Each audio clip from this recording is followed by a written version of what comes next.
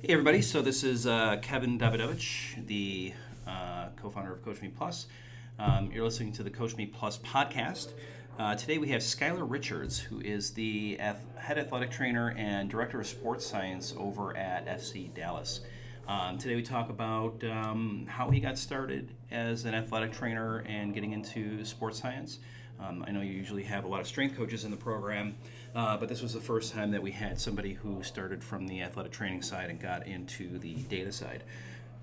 You get to hear a little bit about heart rate monitoring and metabolic loads, using GPS and some of the first baby steps that you need to take when doing that, and some of the mistakes that you can avoid in getting into using some technologies. It's also interesting too that Major League Soccer is the soccer is one of the number one sports in the world, but here in the U.S. it doesn't have the same push and clout. But yet these guys are at the forefront of sports science because they're taking what the UK guys have been doing in the EPL, Australian guys, and so on, and really applying a science kind of principle in a sport that might not have the same push as the other four major sports in North America. So it's really interesting to see what the guys in Major League Soccer are doing, and I think that they're definitely a group to look to if you're interested in working in sports science and trying to figure out exactly what what you might be able to pull off if you're not working for somebody in the NFL. So without further ado, we will bring up Skylar Richards. Thanks. So we have Skylar Richards, athletic trainer, sports scientist, a little bit of both. I think everybody that we've had on the podcast so far has been a strength coach, and I think you might be the first athletic trainer turned data sports scientist that we've had on here. So can you explain a little bit about your path on that? Like how did you go from AT to a guy who's playing around with data? Yeah, so when I was doing my undergrad in athletic training, a lot of my mentors that I met, kept talking about this holistic approach to athletic training and really focus on injury prevention, which is it's easy for athletic trainers to really focus on the recovery and the injury evaluation piece of it, the rehab, and not really focus on this prevention piece because it's very difficult. And so I really got into that piece. And to understand that piece, I guess I started by saying I have to understand where an individual is when they're healthy. And so I started working in strength conditioning and really got my starts there in sports science. Trying to understand how healthy somebody is, getting baselines on them, and things like that. So was a dual athletic trainer in strength conditioning major all through undergrad, and then I got my master's in exercise physiology. And during that time, I did various internships, MLS and whatnot, and also across seas in England, and really got to understand the sports science piece, which is so big in Europe. And so really got my start there and understood that if I'm going to do this prevention thing, I have to be able to measure it well. Mm-hmm. I have to understand the physiology of both sides of it, how to know what's going to get them hurt, but also what it takes to get them back to normal and what normal was. And then, and then really keep up with what they call sports science in England, which is, all the measurements and putting wearables on guys and understanding how to use that data to keep up with the ever-changing physiology of a person. And that's the piece of it I take from sports science, not so much the performance piece. And I've helped coaches and clubs with that piece as well. But really my passion is figuring out the physiology of someone and keeping up with that ever-changing system to keep them on the field and keep the availability of the squad high. So you're taking, you're approaching it from a true data approach. Like you mentioned a bunch of things in there, like wearables and measurements and baselines and things like that. And, I think from the outside looking in, a lot of people think the strength coach is the guy that breaks the guys and the AT is the guys that fix the guys, and then we'll just keep running the cycle until, the athlete's no longer with us. But you're trying to be proactive about it in an approach that you're actually measuring where the guy is when you get him and then continuing through that, right? Sure, yeah, and soccer kind of helps me with that system, right? So, like in other sports, you have 3, 4, 5 months of off season where you can really break a guy down and focus on rebuilding tissue and things like that. Well, we had the longest season in pro sports. Unfortunately, our season just ended with my team, and we'll start again in January. Yeah. And so we don't really have any super time, quick. to off season and give guys time off and things like that. So for us, it's really maintenance to the season, and even then, if you want to break a guy down and build them up, you also have to maintain that they're available for selection every Saturday, every 7 days. And so when do you really break a guy down? So for me, it's more this maintenance cycle and this keeping them at an optimum level, not building new tissue, hypertrophy, and all those other things. I don't have time. If you need to develop those things, I probably shouldn't have signed you. Well, so when you get out of school, you're focusing on athletic training and things like that. You go to Europe and you get exposed to what they're doing in the EPL and other leagues over there for the first time. Like, what was the first thing that you saw that really kind of struck your curiosity and drove you towards that? Well, I'm going to date myself a little bit, but my mentor that I first found in soccer was huge into heart rate monitoring. And that was the big technology when I was going through school, So that prompted me in my master's to work on exercise physiology, but focusing on cardiovascular development and cardiovascular measures. And so I specialized in that piece because that was the technology that was out at the time. Sure. So then we started periodizing everything based on cardiovascular load, R-to-R intervals, all those things over time. And we did a whole lot with that. And from a conditioning standpoint, in soccer we always say, are you fit? Your fit level. That worked very well. But what we found was the jump from that type of data to injury prevention to localized physiologic data was too big of a jump. You're inferring stress on muscles, which you're never really sure on, and even then you're inferring which muscles. And so we knew in the industry we needed something that was more specific. And I think that's really where in England then they started to catch up with GPS. It has a tactical side too. So that was easy for clubs to adapt. But from the physiology standpoint, it was also now I can really track their direction and their intensities and really infer physiological load that way. And that was a big jump for us as an industry. And so I had to quickly pivot over to that and grab onto GPS data and figure out how can I turn this into a system that helps me quantify who I need to focus on from an injury prevention standpoint, and then where on their body they need to develop more so they don't get injured. And that was a big help. So let's imagine somebody's listening to this for the first time. They've heard of GPS systems. They might know Catapult or Stat Sports or other systems that are out there. What markers, without giving away any secret sauce, what markers would you begin with to look at and say, okay, these are the things that in soccer are going to give me answers that to questions I might have. How hard did a guy work? What potential risk for injury this athlete might be at? Sure, and we'll start with if you're listening to this podcast for the first time, you're a sports scientist, where have you been? But, we got a lot of young guys that come in, or you might get like high school coaches or things like that, where they're like, yeah, this is interesting, and I want to know what's going on, or guys that run like private facilities, and they're like, yeah, this is interesting, I want to know what's going on. No, and I hope sports science catches on at a high level here, and people get interesting. For me, it's fascinating, and it increases my level of interest in every sport. How can they do that? What kind of rates do they have? And so. And so flipping back that to the GPS conversation is most companies now have some form of it's called a body load or systemic load or what that. And GPS, that's an easy way to bucket all the information into one metric that says how hard did that individual work on the day. Mm-hmm. And so that's step one for me. And that's a really good triage or bucketing system as you look at groups. One of the different things when you jump from like a wearable to a GPS system is by nature, GPS systems are built for teams and wearables are built for individuals. And that's a huge jump in mentality there. And so you have to be able to figure out how to look at these groups as a whole and use that information but then also distill that down to what's important. And that this body load is always my first step. So it tells me who worked hard today, and then I can compare that to how hard I wanted them to work.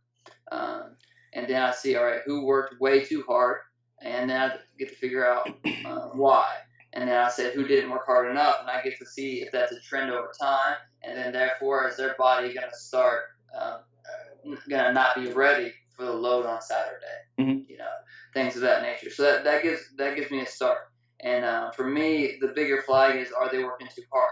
Why are they working too hard? Are they injured? Are they overcompensating for lack of other muscles that are broken down? Or was it just a hard shift for them today? And even if so, then they're going to have to catch up from that hard day. And obviously it's all compared to my periodization, which therefore my periodization has to be on point. Yep. But that's step one for me, 100%. So you're looking at if you got your GPS system, you've got your mechanical load as your main indicator. It's a good place to start. What would you say would be the biggest mistake that people make when they jump into testing this stuff and saying, okay, I've got this system and it's going to tell me X, Y, Z. What are some of the early mistakes that people make in this that they can avoid?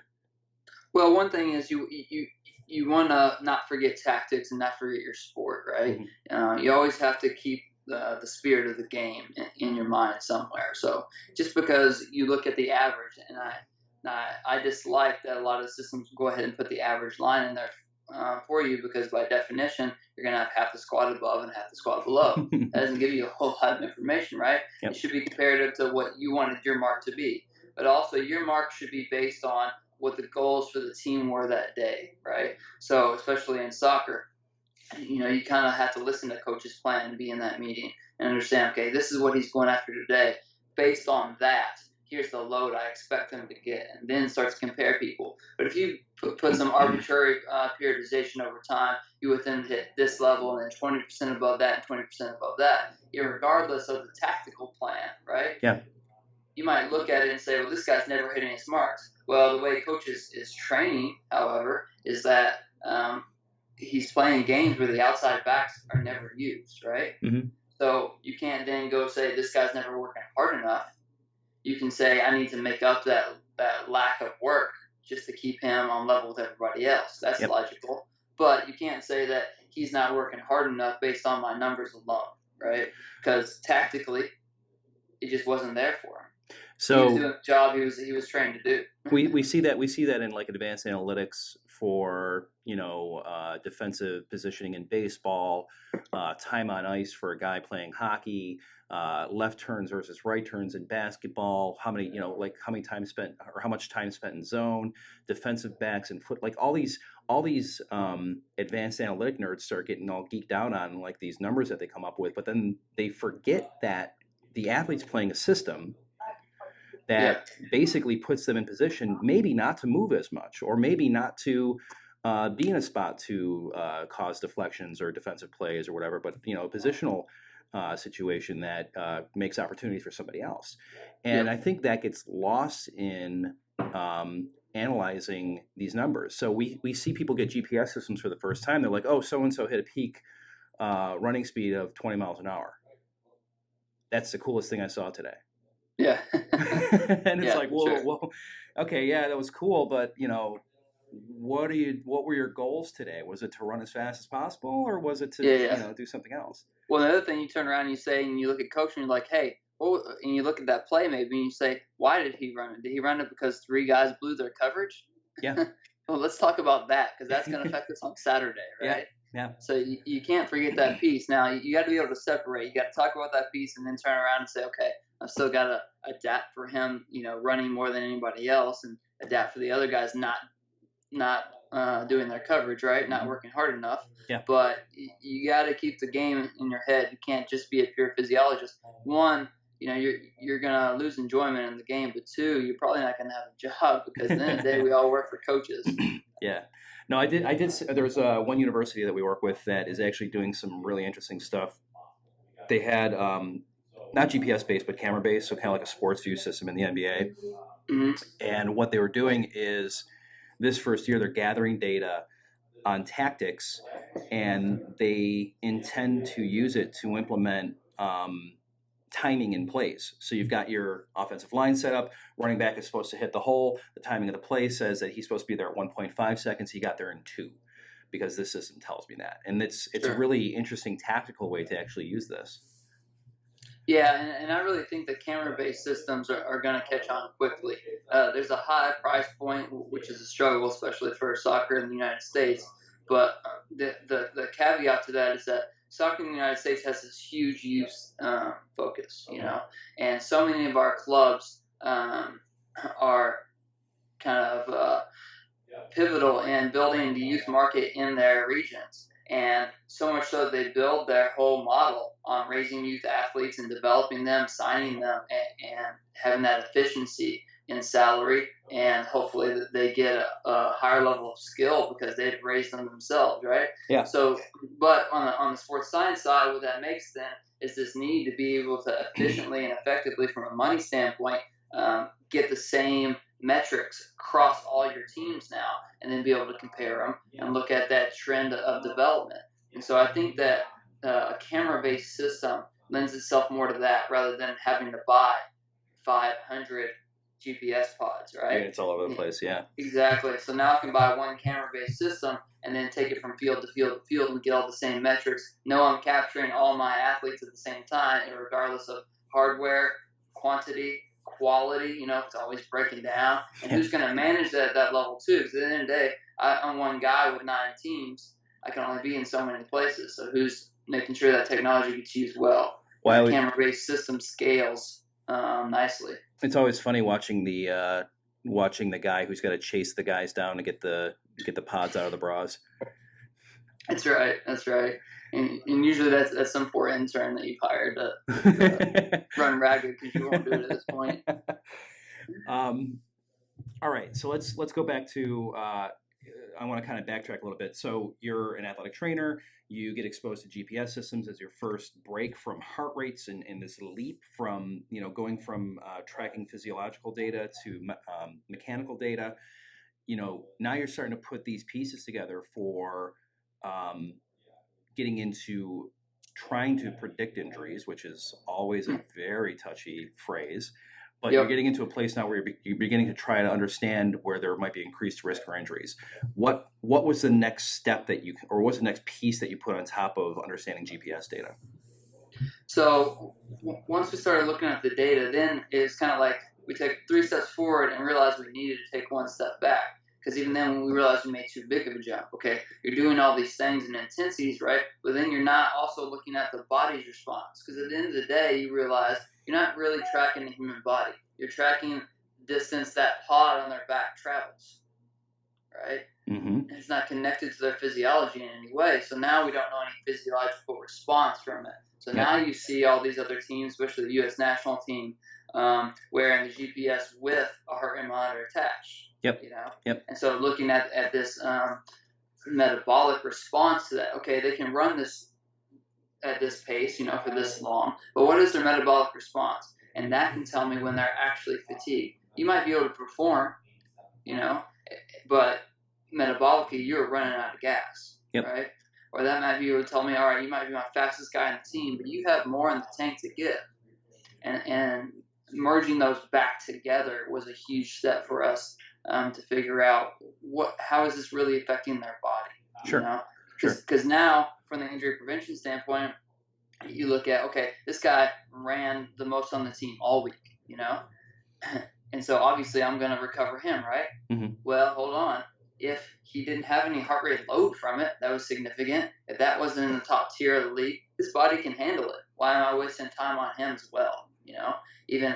And then I look at one of my guys that's maybe 32, one of the older guys on the squad, who ran, probably 20% less than that other guy, middle of the pack, but his heart rate cardiovascular load was number 1 in the league. Mm-hmm. He can't handle that kind of load, so he's going to break down first.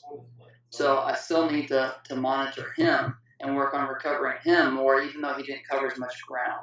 It's that difference between performance and physiology. Sure. From the injury prevention standpoint, and you got to measure both and mark both. And so obviously, again, you can report, say, Coach, you're going up against one of the fastest defenses in the league. You need to use this other guy who can perform the most, right? But if you're going to go for experience, you have this guy. We need to keep him fresh because he's working out there. He's beat down. Let me recover him for 3 days, and you're going to go experience. You're sacrificing speed, but I can get him recovered for you in 3 days, and he can be ready. So you're beginning to blend coaching decisions into the information that you're giving. And again, you're disregarding that average line because there is no average. So you're testing the athlete against his own abilities, which is one key that we keep pushing on. I see that happen over and over again, where organizations will be like, no, I want the average of all my DBs, and it's like, for what? Like, they're not the same age, height, body, everything. But now you're getting into using this information in coaching decisions. You've got some background, you've got some data, you've got some science. You go to your head coach, and you're like, hey man, I got all these numbers, and it's going to influence the decisions that you're going to make. What were the things that you did to build trust with your coach to be able to have that conversation without him looking at you like you didn't know what you're talking about? Yeah, so it's funny. So you start with the injury prevention piece, right? Mm-hmm. And that's why he hired me, and that's why he brought me in. We have some history, but the first thing he said to me was like, Skylar, I know your system, but we're not going to focus on pulling guys. Like, that's not what we do. I go 100% all the time. And I said, okay, I've got your back. How do you want to play this? And he said, I will support you with recovering guys, okay? We're never going to change volume, but we can work on doing your things mandatory and recovering. And he was therefore already supporting me from our background, but it was that buying into his philosophy, right? Mm-hmm. You gotta go in and have this conversation with them of Coach, what's your philosophy? How can I support you? And once you take that for a piece of time and figure out how can I work within his system and support him, then he starts to see, okay, he's falling in line with me. He's helping me do my job, feed my kids. And therefore, after a while, I will help him do the same. And after you do that piece and you go through that cycle several times, then there's enough confidence there that you can go forward together.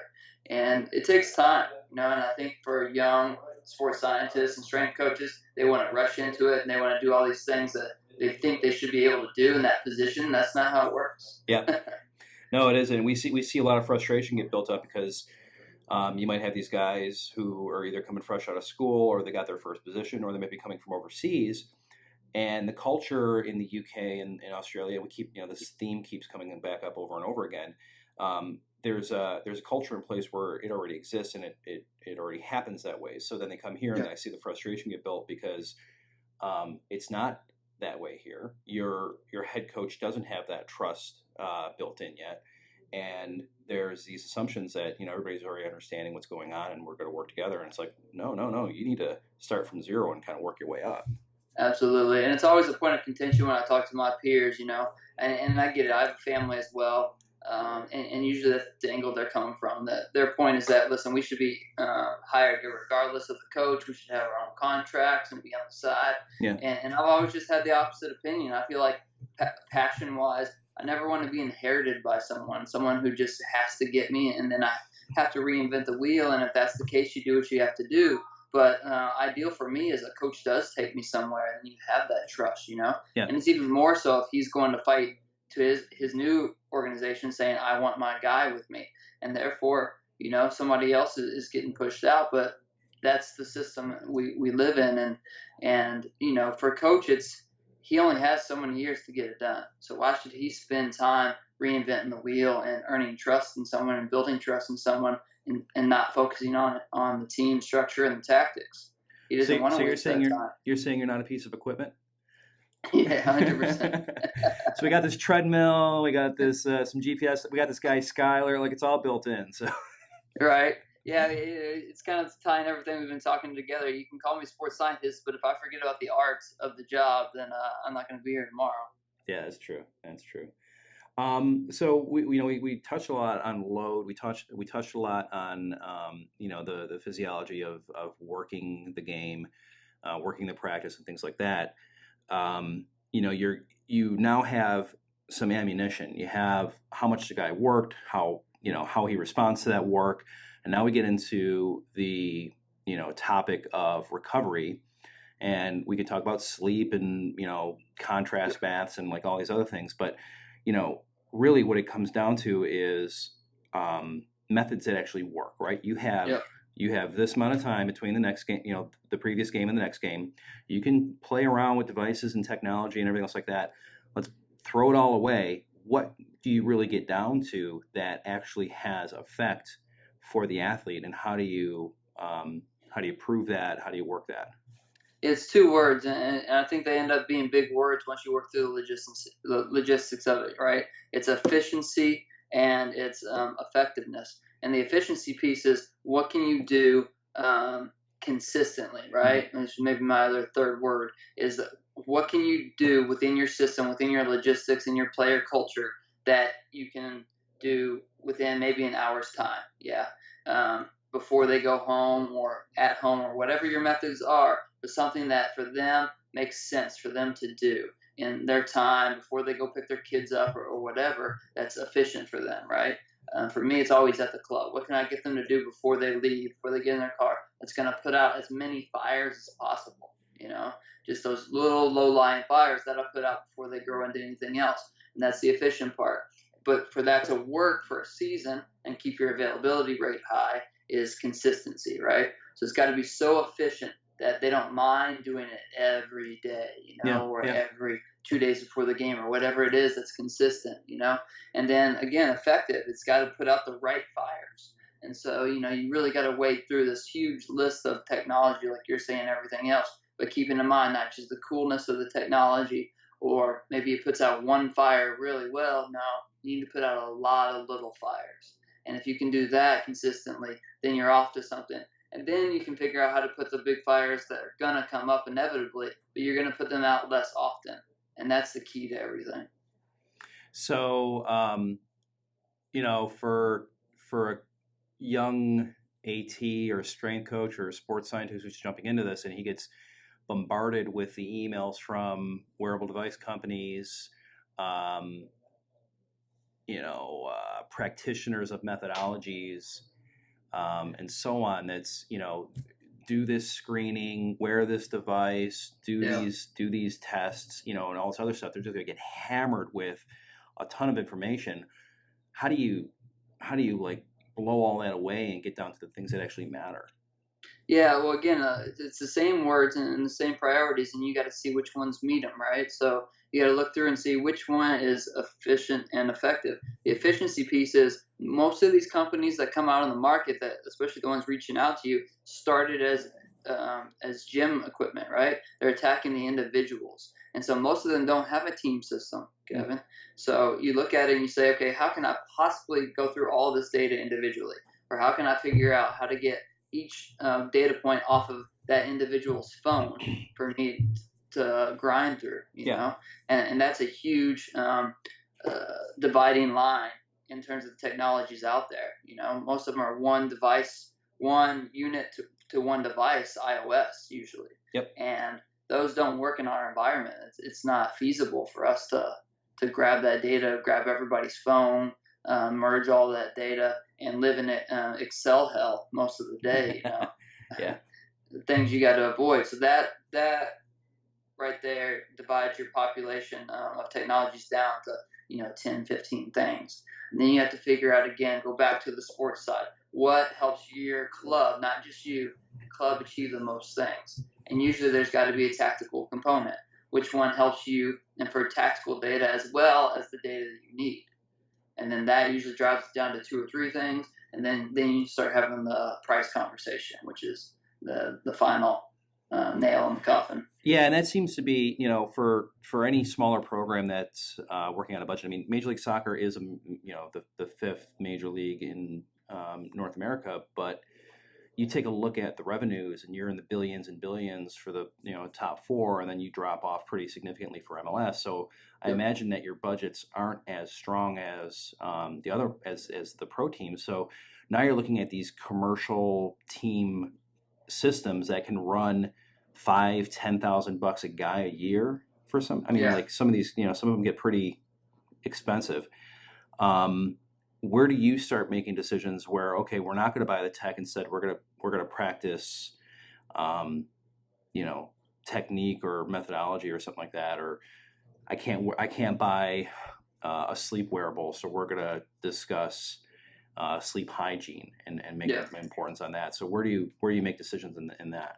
Yeah, so it's the scalability. And so first off, I've been really fortunate to work with owners who really are passionate about my side of things Mm-hmm. and really want to support me regardless of, not regardless of the money, but not letting that blind us, right? At the same time, they got to look and say, most markets in the league, whether we win or lose, our revenues don't change that whole much. So it's really hard for them to put money in pocket into performance strictly.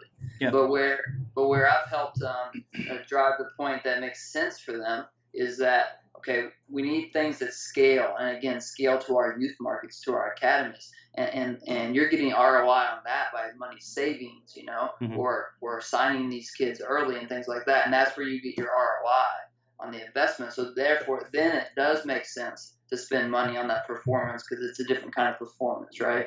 Sure. And so once you find that technology that scales down to them, then the investment makes sense. So then, like you said, I need to focus on things that, okay, don't just work for the first team, work for the academy as well. And when I can do both those things, then it makes sense. If it doesn't do those things, then I have to achieve the same goal, but through teaching, right? Yeah, no, I totally get it. Cool. Well, we've got about 5-6 minutes here. I know you got to go, and this is going to be a little bit of a shorter podcast than normal, but whatever. So the heart rate data was first. The GPS data was the next big leap to connect things together. You're the mad scientist. You've got all the resources in the world. What's the next leap? What's the next connection to those other data points that help complete the picture? Yeah, so I really am a big fan of what I'm seeing on the market in wearable EMG. I really like what I'm seeing out there in terms of telling me exactly what location, what that muscle is doing, what the stress load on that one is compared to baselines. That's really, really fascinating to me.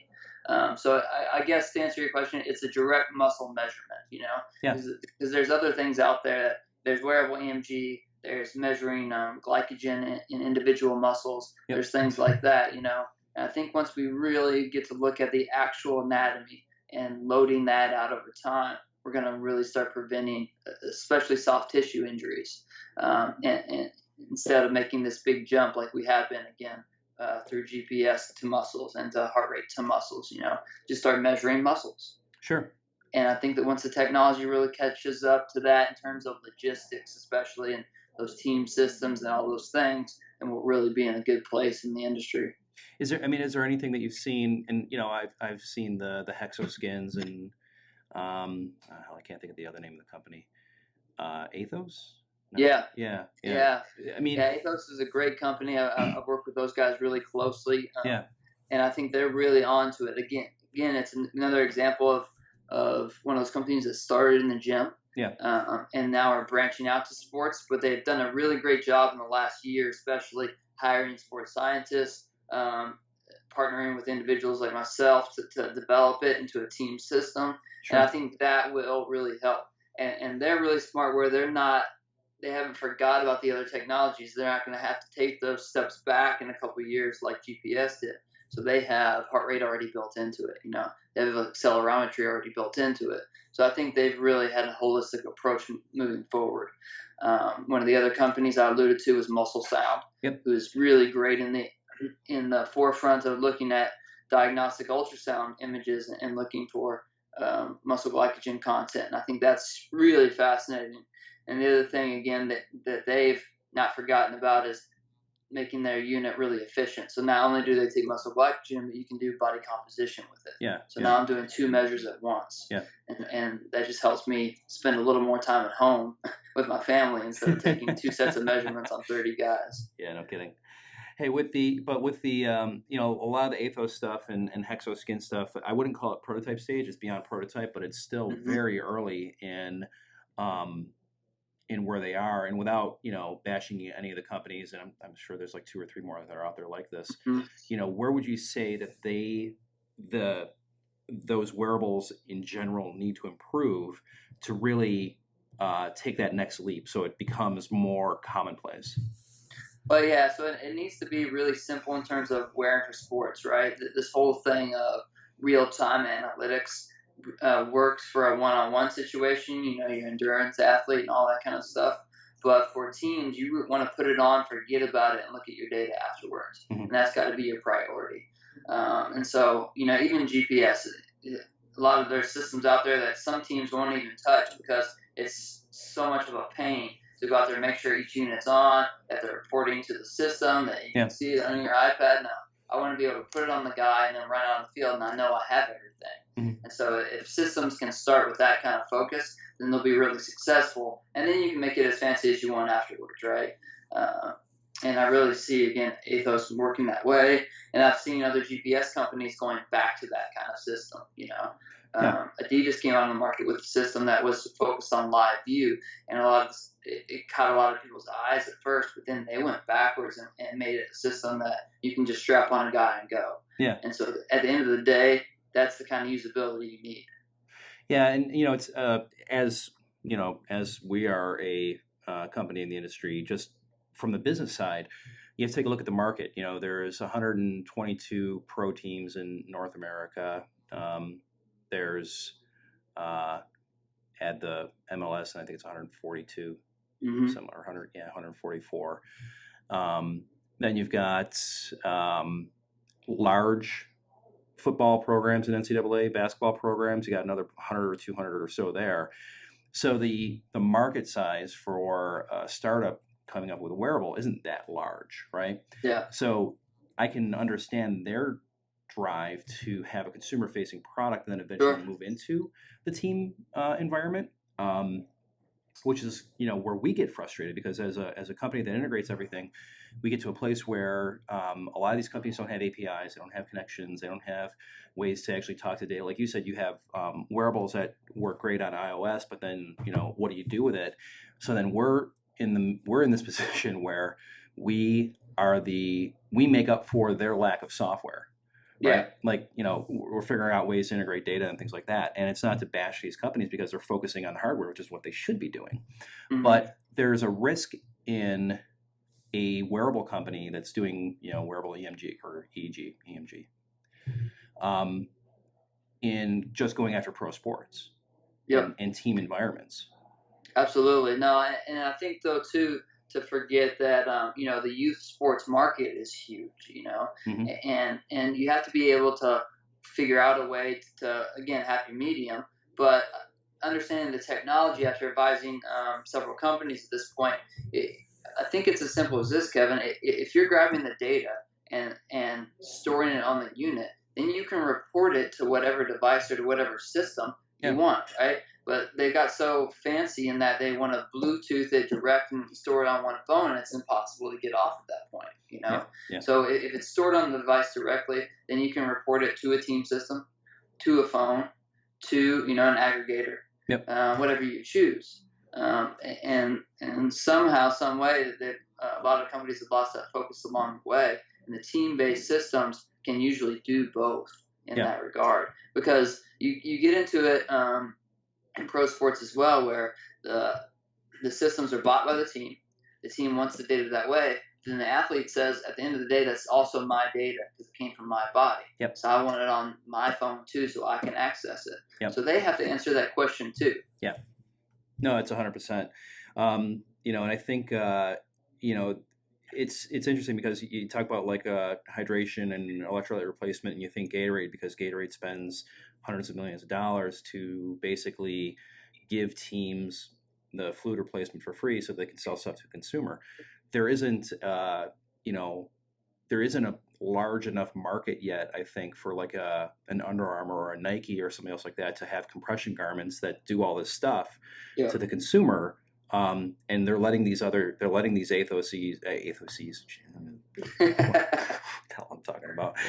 Make up words here. Yeah, they're letting these companies kind of shag it out and figure it out, right? Like Yep. and bash into the walls of the market and understand where to go with it and everything else like that. But I think it will be one of those things that give it 3 or 4 years, you will have a Nike or an Under Armour at a point where they're providing that level of technology at a cost that can hit the youth sport market, and be able to support a team system as well. But right now, it's still that very, very early stage.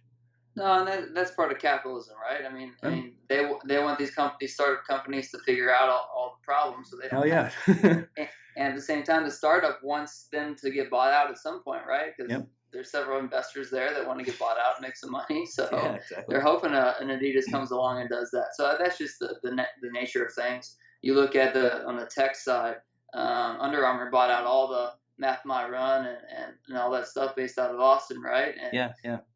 And that's a good example of how they're a really forward-thinking company, merging all these things. But at the end of the day, they didn't have to build an app from scratch. Right. You know. Yeah. So I think we'll see that convergence over time. It's just part of the industry. In the meantime, I think the frustrations are out there in a lot of these things being prototypical and early and things like that. But I think we all have to remember that technology, hardware is hard. I mean, watching Bill Belichick throw his Microsoft Surface across the room or Right. across the field and saying he'll never use it again. It's Microsoft. I mean, don't they got their stuff together, right? Like they know what they're doing. They spent $400 million in the NFL to be able to, and still, hardware is hard. Yeah, hardware is hard, and again, I think too is that jump from the spirit of the game. That there's just something. I mean, you look behind you at your window. You look behind me at my window. I think I got stuff written all over my window as well. I don't think as an industry we're ever going to get past that point, and it's just something intuitive about how our brains work. And I think that's kind of what Belichick was getting to. It couldn't keep up with his brain, or his brain couldn't keep up with the software, one of the two. Yeah. And either way, it's got to be a perfect marriage, especially when you're in the moment of the game. Yeah. And technology is always going to have a place, and on the sideline, it's always going to be hard. Yeah. Well, hey, listen, I know we got to go, so let's wrap up. I mean, anything you want to add before we close out? No, I really appreciate your time, and I'd love to come back on. I think there's just a wealth of other things we can integrate, and that you'll see integrated into sports science in the next couple of years, especially as augmented reality comes in. I think that'll be a huge piece. And then motion analysis. I think those are the two other areas that will really develop in the next 3 to 4 years that will really change how we operate as sports scientists and athletic trainers and strength coaches. Yeah, and then we'll be frustrated because my avatar doesn't run as fast as I do. Yeah, but then you'll take your avatar over to FIFA, right? And then you'll see how bad you really are. Awesome, man. Well, thanks a lot, Skylar. I appreciate it. Sorry your season got cut short, but you guys got a good young squad there, so you'll keep grinding it out for next year. Great year, 2 trophies. Nobody can complain about that. And like I said, it's a club I know we'll bounce back and we'll do great things. So appreciate your time, Kevin. Look forward to doing it again. All right, thanks, Skylar. Talk to you soon. Yep. All right, so we'll cut there. That's it, man. Simple, easy, in and out. No, I enjoy doing that, and I'd love to do it again with you. Maybe especially if we could do it again before season hits. Yeah, and like I said, I got a bunch of people lined up, but I think the one thing that we want to do differently than the other podcasts are doing is actually have returns and repeat people and things like that, because I think it gets too interviewee. And people don't really get to know the person, because on every podcast they get onto, it's like, well, here's my CV, here's my history, and you spend 20 minutes kind of going through that shit, where it's like, hey, let's just flow right back into the conversation that we had last time. Yeah, and dive deep into some stuff. That'd be really fun. Yeah, absolutely. Cool. All right, brother. Appreciate it, man. Good luck. Talk to you soon. Thanks, everybody. That was Skylar Richards from FC Dallas. Basically, I think we've learned some really good things in this podcast from somebody who started from the athletic training side instead of the strength conditioning side, and really got into the data science.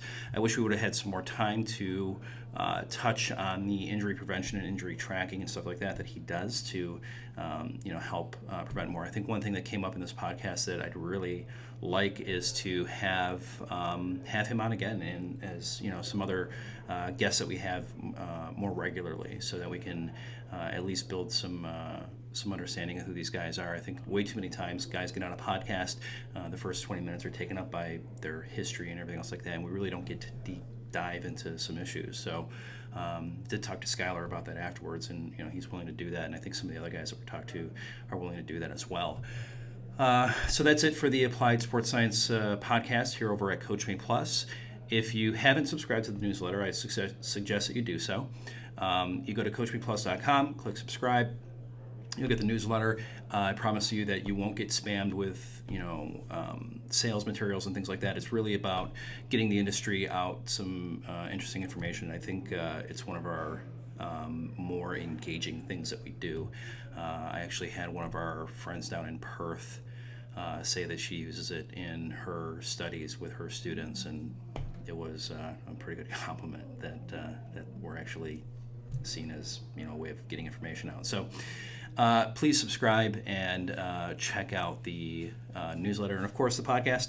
I apologize for not getting more out. It's I got like 6 guys lined up, and for all you guys out there that do the podcast on a regular basis, Pacey and McKeefrey and Taylor and these guys and things like that, I compliment the hell out of you for being able to actually get guests on a regular basis. It's the hardest thing in the world to get everybody lined up to be able to do this and get on everybody's schedules. We're all busy and things like that. So I promise we'll keep grinding and keep getting everybody in here. But we have quite a few people who are excited to do it. It's just a matter of figuring out the schedule and timing. So we'll get them out as they come in.